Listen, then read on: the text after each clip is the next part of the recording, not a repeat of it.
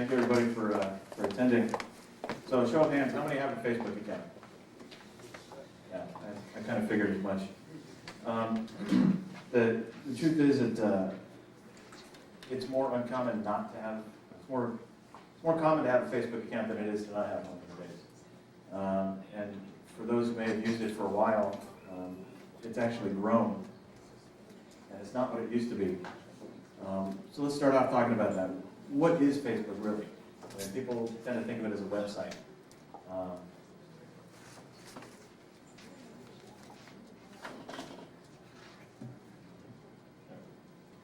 But it's more than a website. We interact with Facebook. We use it to create new content. We use it to interact with others, our friends, companies, artists that we might like. We generally think of a website as running on one server. Facebook has over 9 data centers, over 60,000 servers, 25 terabytes of log files per day alone. How much data do they have in their possession? Well, nobody really knows for sure, but if I had to make an educated guess, I'd say about 200 to 300 petabytes. So everybody know the order of bytes? It goes byte, kilobyte, megabyte, gigabyte, terabyte, petabyte. So given this information, what can we say about Facebook if we know it's not a website?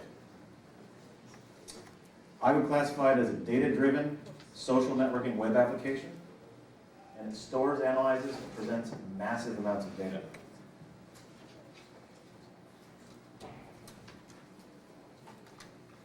As such, because it has a lot of data, it has a lot of power. Remember, knowledge is power. We're all taught that from an early age. Well, if you take that a couple steps further, knowledge is synonymous for data, right? And power is, if you have power, you can make money. So therefore, because they have a lot of data, they can make a lot of money. You ever thought about it? How do they make money? I mean, they don't charge us for accounts, right? Well, I saw a cute cartoon just the other day, had 2 little animated pigs standing in front of a barn, and one pig says to the other one, "Hey, isn't it great? We don't have to pay for the barn or any food or anything." And the other pig is nodding, and the caption on the cartoon says, "If you're not being charged, you're not the customer, you're the product." And that's definitely true here. Nothing is free. You pay for Facebook by selling them your information. Has anyone looked at the terms and conditions of Facebook before they signed up for their account or gone back and revisited them? Well, it's not surprising. I hadn't until I started preparing for this lecture, and I found a really interesting little piece here. It says, for content that is covered by intellectual property rights like photos and videos, otherwise known as IP content, you specifically give us the following permission subject to your privacy and application settings. You grant us a non-exclusive, transferable, sub-licensable, royalty-free, worldwide license to use any IP content that you post on or in connection with Facebook. That's the IP license. This IP license ends when you delete your IP content or your account, but here's the caveat. Unless your content has been shared with others and they have not deleted it. You've heard the commercial, what happens in Vegas stays in Vegas? Well, that's not quite as true as what happens on Facebook stays on Facebook. As soon as you share something with somebody on Facebook, it becomes Facebook's intellectual property.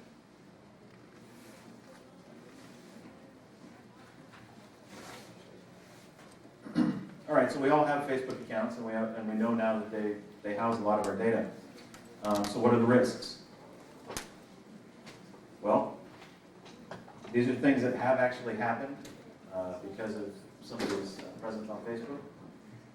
Property theft, identity theft, and even violent crime.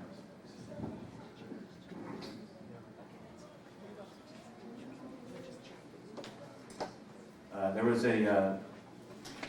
has anybody ever used the check-in feature on Facebook? You know, hey, I'm at Yard House, so I'm going to check in with my friends here at Yard House.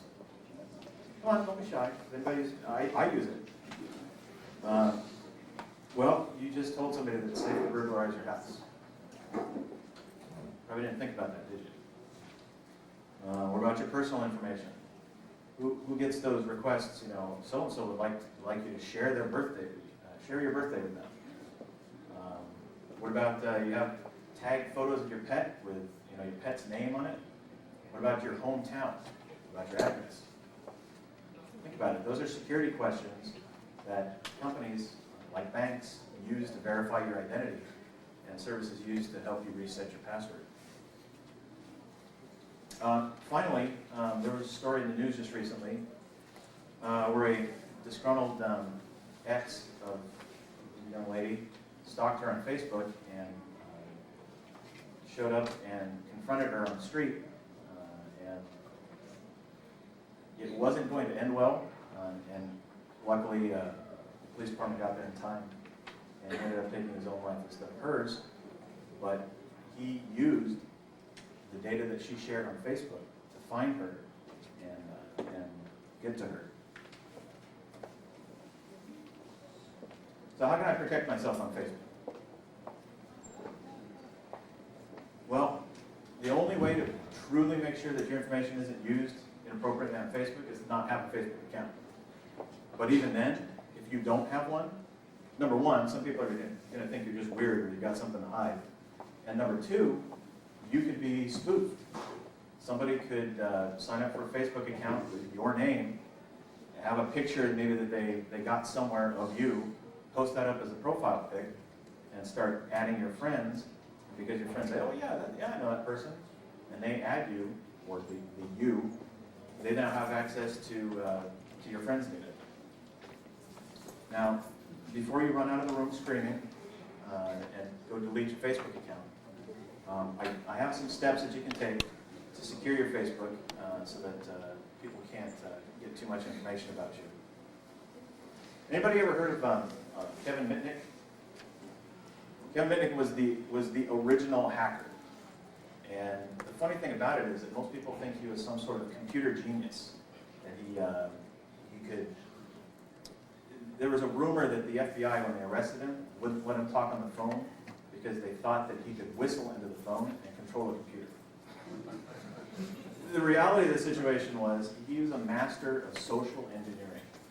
What social engineering is taking a little bit of personal or private data about someone or something and using it to parlay that into more data and more access.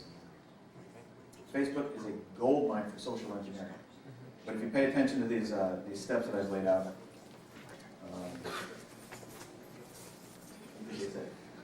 step one, use a separate email address and set a strong password.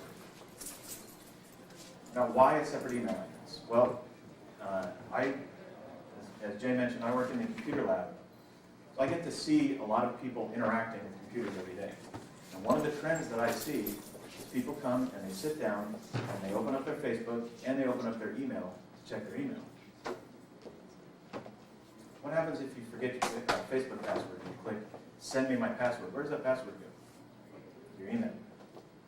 You've just given somebody the tools to compromise your email and your Facebook account. So if you use a separate email address, then they can't get access to reset your Facebook password. Before they can reset your password, it's going to ask them for the old password, which they don't know. Step two, physical security. Treat Facebook as you would any other database containing personal information. How many people who access Facebook on their mobile device have a password set on that device so that when you go to open it, you have to enter a password? I do. It's a pain, yes, but I sleep better at night knowing that if I leave my phone on the counter at the restaurant and walk away, that somebody coming picking it up will not be able to access my information. If you've noticed, the Facebook app on most mobile devices, it caches your login information to give you instant access to Facebook. So you don't have to log in every time. All you do is click on the icon, open up the application, and you're in. So think about that. You don't have your phone locked. You drop it on the ground, and somebody picks it up, they're you on Facebook.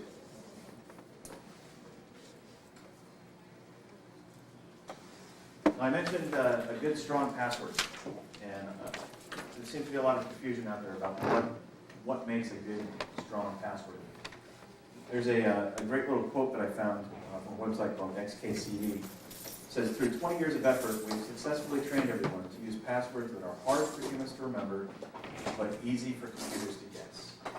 You know, those complex cryptic passwords, you have to have a capital and a lowercase, and it has to be this many characters long, and it can't contain those characters.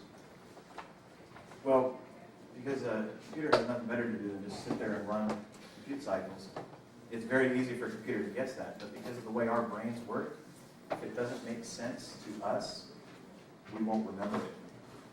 There's a great little cartoon that illustrates that. See, in the first box up here, it's got what we would, most of us I think would consider a strong password, right? It's based on the regular word troubadour, and then there's an ampersand and a free. Without going into a lecture about statistical mathematics, that's basically 28 bits of difference between all of these digits. And binary is base 2, so 2 to the 28 at 1,000 guesses per second. It would take about 3 days for the average computer to crack that password. But it's hard to remember. You sit there, I've done that, sitting there going, what was the base word again, and what did I substitute? Did I use a dollar sign, or did I use a pound sign? So it's hard for us to remember, but it's easy, 3 days for the computer to crack that.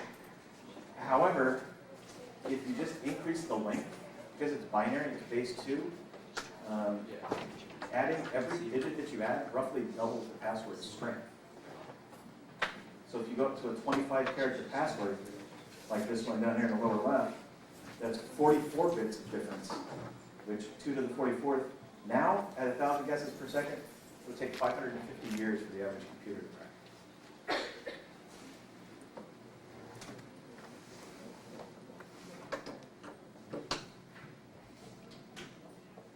Next step, and I think everybody's been guilty of this at some point, be careful who you friend. Think about it. If you add them as a friend, they have a level of access to you that you would grant to real friends, right? They can see your address, your phone number, your email address, who you're related to, all that type of stuff. But ask yourself, before you add them as a friend on Facebook, would I trust them to house sit for me? Would I trust them to watch my kids? Would I trust them to borrow my car? Would I let them make a call on my cell phone? If you can't answer yes to any of those or all of those, then you need to ask yourself, does this person belong as a friend on my Facebook profile? Now, there's going to be some people that you're going to want to or need to add who may not fit into that category. The newest edition of Facebook has security groups, just like you can have security groups on the computer for file access. And I highly suggest that you use those grouping feature to group your friends into security groups. You don't have to tell them the security groups. You don't have to say, these are the people I trust, and these are the people, I keep at arm's length.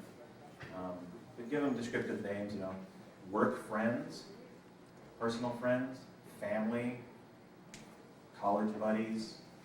Those things to you can mean different levels of access that people who are in the group might not necessarily pick up on. Next step, take time to look at and understand the privacy settings. It's gotten a lot different, better than it used to be. It used to be for anything, it was just friends, friends of friends, and public. Now you actually have the ability to customize your security settings. General security settings are located in the top right corner of the page in the drop-down menu. Right there. You have 3 choices: public, friend, or custom. Custom is where you want to be. Custom gives you that fine-grained control where you can specify exactly who and who cannot access items on your profile. In a custom privacy, you'll get a box like this. And you can see at the top, you can make it visible to friends of friends, friends, or specific people or lists.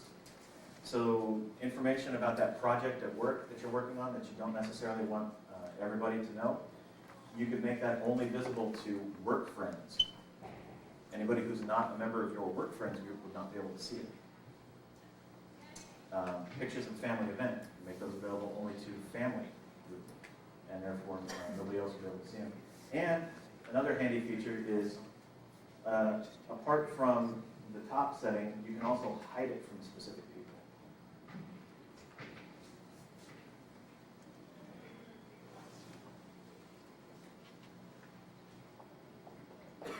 So this is the general privacy screen. Privacy settings screen. And again, here are your three basic settings: public, friends, and custom. And there's categories of content or items that you interact with on Facebook. How you connect, how tags work, and apps and websites are the three big ones. How you connect, that's basically Facebook code for your wall and other people's walls. When you post something on your wall or you post something on somebody else's wall, this box controls what happens with that. Who can look up your profile by name or contact info? Who can send you friend requests? Who can send you Facebook messages? Who can post on your wall? Every one of those drop-down menus has those three settings: friends, custom, and public. Next one is how tags work. Friends take a picture, you're in the picture. Facebook now auto-tags pictures, or it suggests tags. But your friend could go in there and say, oh yeah, this is my buddy Robert, and tag me in that picture. Well, maybe I didn't want to be tagged in that picture because I didn't want people to be able to find it. Because remember, what happens in Vegas stays on Facebook. You can actually change the settings in here so that when other people tag you in pictures, it requires your approval first. So they can go ahead and submit the tag, but it won't show up. You'll get a notification that you've been tagged, and you'll be asked to approve it or deny it. Handy little feature, because as Jay mentioned, because so many people are on Facebook, and let's face it, online we all kind of let our guard down, right? It's a wealth of information for employers and educational institutions to find out who you really are. Not that shiny, polished presentation in the interview office, but how you really behave with your friends and your coworkers.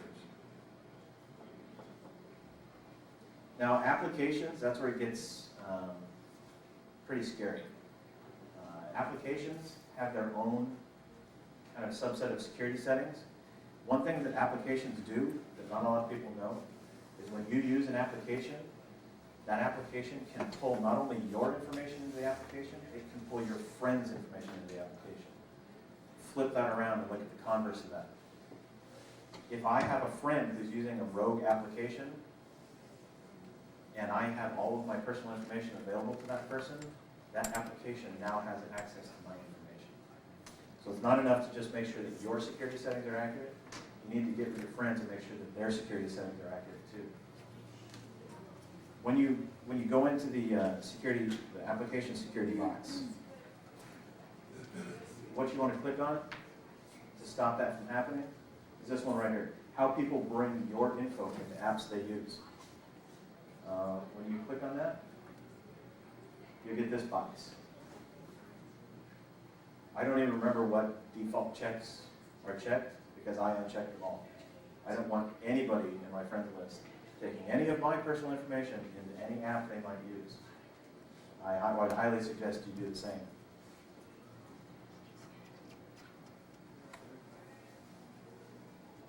Step 5, behavior modification. Like the dog whisperer says, I rehabilitate dogs, I train people. It's all in behavior modification. Bottom line, don't post anything on Facebook that you wouldn't want your grandma or your mother to read. Like this little exchange that I got from a website that posts fun on Facebook. Here's Tommy talking to Kyle. Tommy says, are you at school? Well, lo and behold, Kyle apparently is friends with his mom on Facebook. Mom chimes in, you better be. Tommy says, oh yes, I believe he is. Kyle, not seeing that his mom has commented on it, says, whoops. This is a somewhat whimsical look at what can happen with compromised security or not being conscious of what you're posting and who has access to it. It could get a lot more serious than that. Think about if you, I mean, none of us ever take time off, take a sick day when we're not sick, right? We're all very conscientious about that. So if you happen to be taking a sick day and you take that opportunity to throw a large party and your boss happens to see that on Facebook, it could be catastrophic for your career.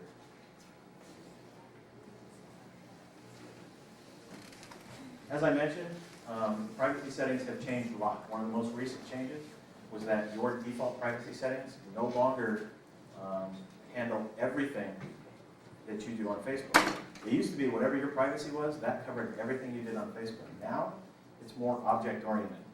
For every object on Facebook, that object carries its own set of security settings. Take a look at this post. You see the little globe in the lower right corner here? That means that this post, as an object, is shared with the public. Anybody with a Facebook account can see it. For that matter, anybody without a Facebook account can go to the public profile. This happens to be the band Rush, another band from the 80s. So if you went to the Rush's public Facebook page, you could see that. Well, guess what? You can also see any comments made on that, any tags made in that, and anybody who liked that post. Because since that post carries the public permission, anything that you add to that post now inherits those permissions and is available to the public.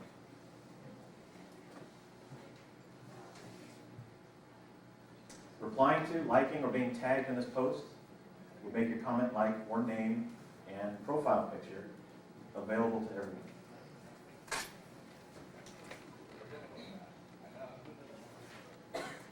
So what you want to look for? At the top, you see that globe. Before you just click on something, like it, comment on it, just take a look.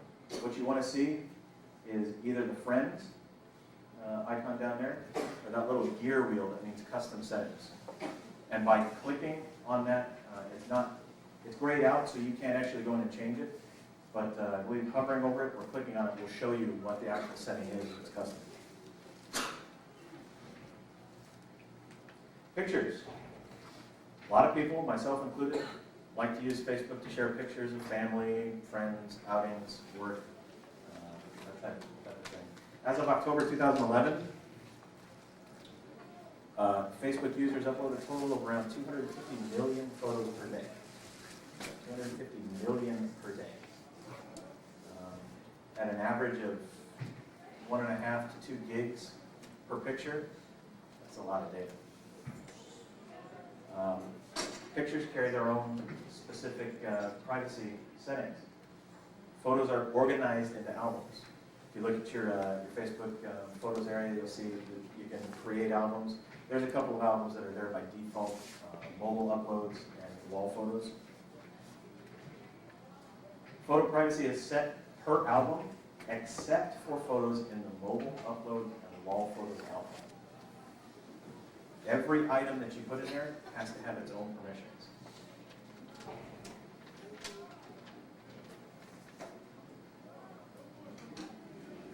So you can see that for all of these except for mobile uploads and the wall photos, they're all set to my default, which is share with friends only, except for those two, where each photo has to carry its own permission. When you click on a photo, you upload a brand new photo, you click on it, you want to set the permissions, it's going to be right down there, right below the mobile uploads or wall photos link. When you drop that down, you get that familiar trio of permissions, public, friends, or custom.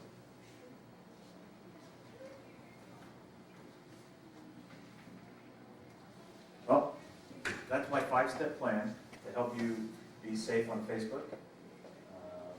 just takes a little bit of time, but it can really help protect your information and make sure that you're not victimized. Facebook is still a fun experience, and by just observing some basic security settings, you can keep it that way. So enjoy and be safe.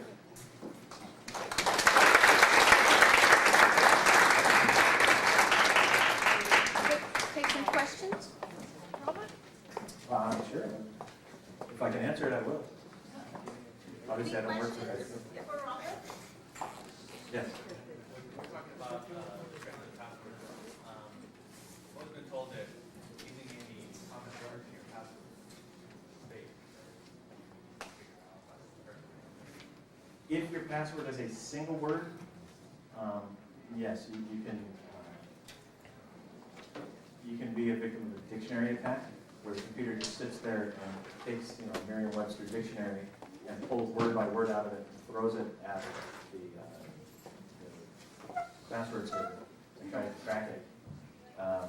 However, you notice in that slide, it was a fairly nonsensical phrase, and it was long enough that even though they are common words, there's just so many bits of information that even accounting for the ability to use a dictionary and pull out common words, it's still going to take 5 or 50 years to crack it.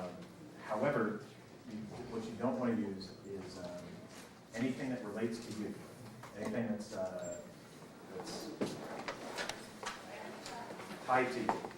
So again, if you have information shared on Facebook about your hometown, your pet, your if you have kids, your son or daughter's name, a lot of people like to roll that stuff into passwords. If somebody's trying to compromise your password, they can go into a cracking program and tell it some personal information about you, suggest some words that you might use, and that can make the attack that much stronger.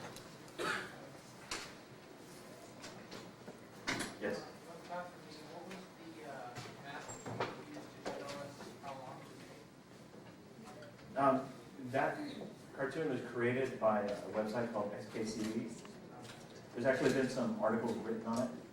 If you want to look up XKCD password strength, you probably find it. It relates to statistical math, and in the cartoon, first password had 28 bits. It was called entropy or randomness in the bits, and the second one had 44 bits of entropy. That's not looking at the actual total amount of bits required to represent a password. It's looking at the dissimilarity, basically how much it breaks from a pattern. The more of a pattern in the password, the easier it is for the computer to crack it.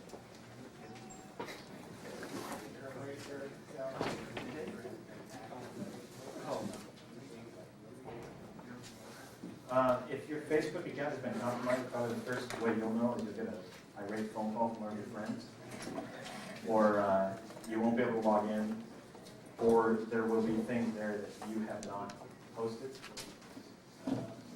There are actually some applications, some rogue applications on Facebook that purport to show breaking news events,